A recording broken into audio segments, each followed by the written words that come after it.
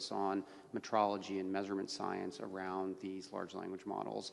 And this is a sort of very marked turn from a lot of the fixation of the last administration in the U.S. on some of this sort of existential risk issue. And I think it ties very much into this sort of joint belief that we have to have secure adoption of this technology for all of our people. And that's an area where the UK has been extraordinarily strong. I think the institute here was launched even before the US one was launched. So there's an incredible amount of talent that sort of can be paired together on that. And I believe that kind of extends to the other areas, and it goes back to the standard setting around all of our civil nuclear enterprise. These are areas where there's a very sort of vibrant regulatory community here and also in the United States, and those folks do have to come together and talk, and the only way that's going to really pull it together is through this agreement, so it's great to see. Secretary Kyle. Thanks. There's lots of areas of the way that the US does things which, aside from just the sheer scale that the US can do things, and you know, when I was appointed to Liz's job, straight after the government came in, there was a kind of mini debate going on at the time as whether Britain just tries to be a mini America and just do a bit of everything, whereas America does a lot of everything because it can afford to, or whether we specialize. Well, we chose to specialize, which is what brought a lot more focus and strategy to our space program, for example, where I came in and we'd inherited a series of assets but no strategy on space. Well, that's changed fundamentally now. And when we are backing the potential for having UK launch, we're backing the potential of having backing the sort of small satellite sector where we have real world-class expertise. That's a true right across the board. But there are areas where you do look to America and think, actually, we can learn from that and we can apply it here. And I think the national labs that you have in America have been absolutely standout. In different areas, bringing together, using the federal convening power and funding power, and then the ability to bend regulation and legislation towards one area of research, and then focus that in a really concerted way, bring together investors, researchers, public researchers from higher education, and then the private sector as well. It is a really good idea, and that's something I think we have learned from, and we are starting to apply here. And I think you see the work at Imperial, and you see what happens when you can have that kind of leadership within. The other thing I've spoken about, and I'm in the news for today, so let me be clear about what I didn't say, was that I gave an anecdote when I was at the NVIDIA conference yesterday. And I said that when I went to Stanford a couple of years ago and I asked a group of students, about a dozen students, why they had gone to university in the first place and why they had gone specifically to Stanford. And all of them, every single one of them said because they wanted to found a company. They wanted to start a business. And it's always stuck with me because, if you had a dozen undergraduates in the UK, you'd have to have a pretty big group before you found someone that said that they'd gone to higher education and to a specific university in order to start a business. And that drive, the entrepreneurial drive you see in America, and the way that higher education, because I've never met a vice-chancellor or a leader of a university that doesn't identify their organization as being an economic organization. But there is that other thing. It's not just about providing broad skills for the economy. It is actually getting really, really down into the foundation, the spark of entrepreneurialism that I think we need to have a sort of a slight mindset change as a society around. So I looked at the specific in America on the national labs, and then there's the mindset thing about entrepreneurial drive at the very, very beginning of and through the education system that I think we can learn quite a bit from. Can I add a quick thing on that?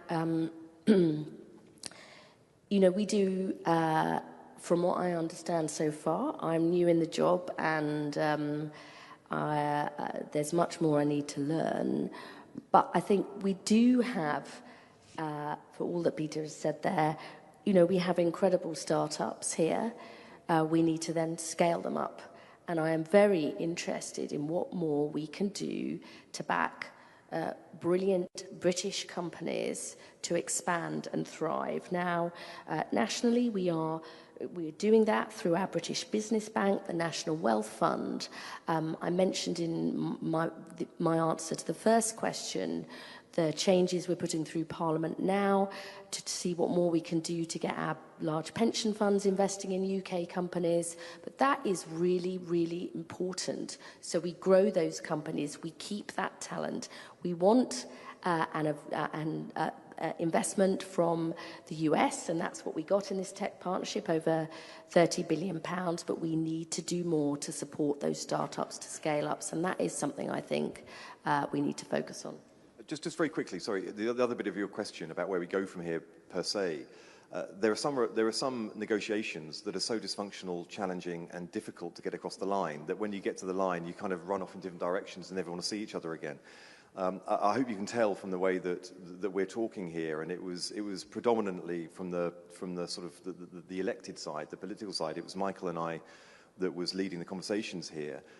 We got to know each other very well as a team of negotiators from civil servants who are often, some of whom are in the room here, and I pay absolute tribute to the officials that were driving the talks that led to the agreement. This was a set of agreements where we deepened the knowledge and the relationship between the two administrations. This is going to be a partnership, which is a partnership going forward, not just a partnership which is on the title of an agreement going for one moment in time. And that is what's going to be so special from this. That's the thing I'm most excited about, is actually where we go from here. And I think if we can show that it works, we can show it delivers for both nations, then I really see no limits to this. In the NVIDIA conference last night, I gave the anecdote about my mum, and this means a lot to me, and it means a lot to everyone in this room for lots of different reasons. But I lost my mum. She was scanned 3 times in the course of a year. Then she collapsed and died just a couple of weeks later, and she had cancer that wasn't detected. Now, in the last 10 years, with the integration of AI into radiotherapy, there was no question in my mind, literally no question in my mind, that she would be alive today had she been scanned using the scanners that are currently in most hospitals across the UK. That was the last decade. In the next decade, we have the opportunity, if you listen to people like Demis, to actually prevent those diseases happening in the first place and to cure them if they do emerge. That's the potential we have.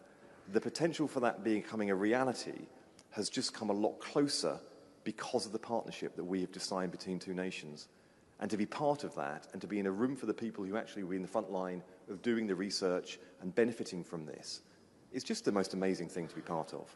To be a small part of that relationship, and to be in a room like this, and to be able to have future generations that look back and think, this is the group of people that made that a reality. That is a pretty special thing to do. That actually leads on, I think, to one of my last questions, which is, if we were to gather again in 5 years' time, where do you hope we'll be? What does success look like for this deal? In government.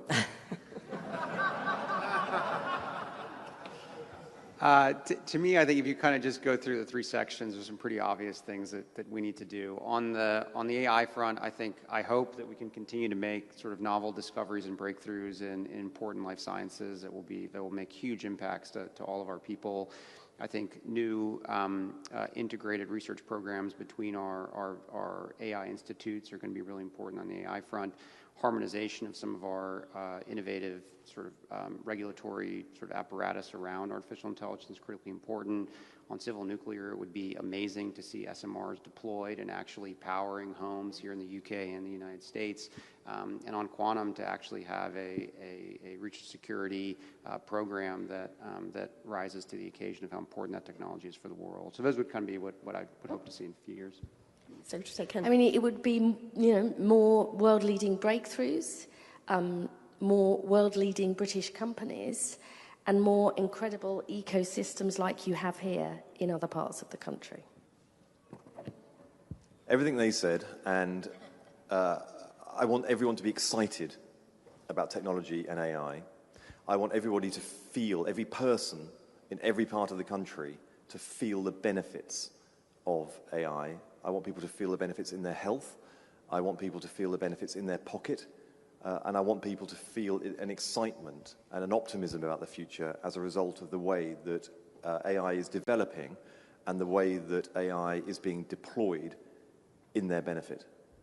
And final question, I think, is, you've got a room full of, either Imperial academics or other people representing parts of the UK research base, how do you want us to engage to kind of help this deal be a success? Not just getting our hands on some of that compute power, and perhaps not just spreading our entrepreneurial spirit that we have here at Imperial around the country, but what do you need from the universities and the UK science base and the US base?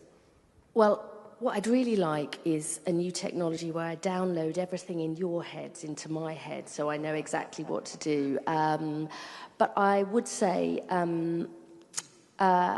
my friend and colleague in the cabinet, Pat McFadden, always says the best politicians don't say everything or do everything, they do the most important thing. And what's really important for me is to have a clear set of priorities in this area, which inevitably does mean deprioritizing other things, so that we are really boosting our competitive edge.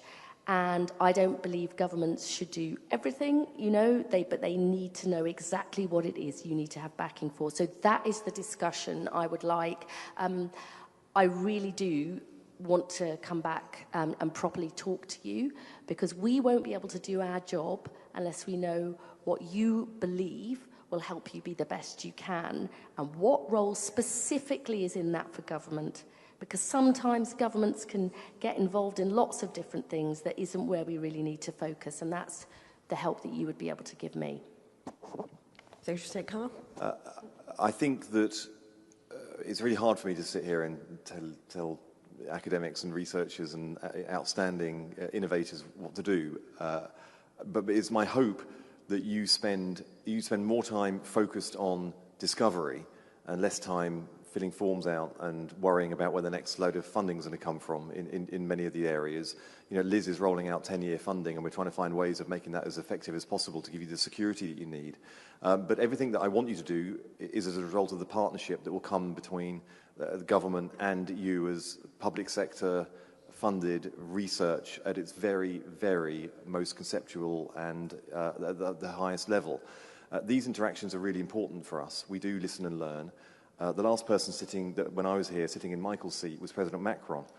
Now you've got the senior tech advisor for the White House sitting here. You're doing a pretty good job of getting people here to interact and to listen and engage with the very best of academia in the UK. We just need to make sure that you are unencumbered, that you are free to be creative, imaginative, and put all the expertise and harness that expertise as much as possible. And I just really hope going forward that this is an outstanding university for the commercialization and spin-outs. It is outstanding. It is world-class, and it is leading. I just hope that every single undergraduate, particularly those that come from backgrounds where entrepreneurial sort of flair is not in the vocabulary of the family background, that those undergraduates get exposure and get that flame ignited in the same way as those who just come here with it already in them in the first place. And Director Kratsios, if I give you the final word. Oh, no, I couldn't agree more. I mean, one of the things that our office thinks about a lot is how we can encourage young Americans to go into science and technology fields. And the number of Americans that are graduating with PhDs in the hard sciences has been declining quite steadily over the last 15 or 20 years. And in some of our most important hard sciences, the majority of PhD recipients are actually non-US born folks. So a lot of our effort is to try to spur more Americans to be excited about these incredible technologies we talk about and think about every day. This is what is going to be transforming the world. These are the people who are going to be creating new drugs and shaping the way our economy functions. So for us, I hope and I continue to want to work with all of great institutions around the world to make sure we have more young people interested in sciences, and excited that this deal can help make that happen. Great. Well, look, thank you very much. I think, there's a lot of optimism from this conversation, and I think there's a lot of optimism in the room. There's a lot of hard work still to do. I just wanted to thank the panel for the discussion, and to thank colleagues from the US Embassy, from your office, the White House Office for Science and Technology Policy, colleagues across Whitehall, and of course my team here at Imperial for bringing this event together. And if we could just have another round of applause for our panelists, that'd be great.